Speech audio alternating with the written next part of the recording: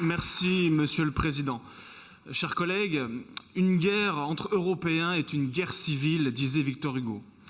L'attaque russe contre le peuple ukrainien replonge toute l'Europe dans une nouvelle guerre froide aux conséquences humanitaires et économiques dramatiques.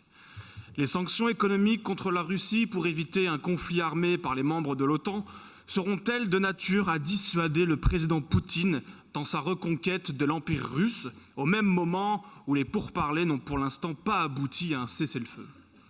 Cette terrible guerre au sein de l'Europe nécessite tous les efforts possibles en matière de diplomatie pour retrouver une paix durable entre les peuples fraternels. La faiblesse de l'Union européenne dans ce domaine est effroyable. Elle qui n'a pas su faire respecter les accords de Minsk, pas plus que l'Ukraine ne les a appliqués, ni la Russie. Et c'est pourtant à travers la diplomatie que la guerre cessera.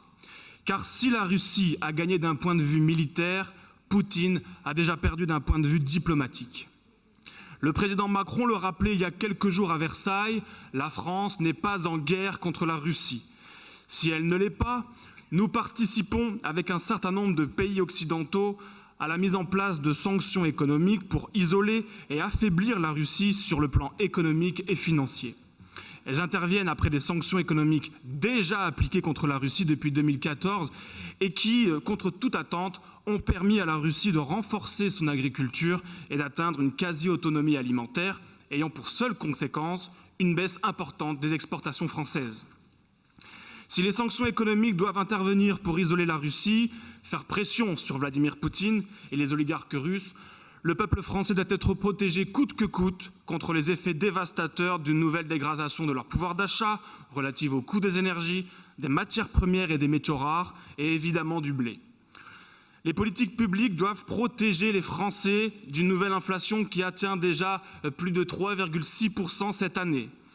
D'un point de vue stratégique, cette crise doit alerter les Français sur la nécessité d'une autonomie et d'une souveraineté en matière énergétique et industrielle bradée par tous les présidents depuis 40 ans.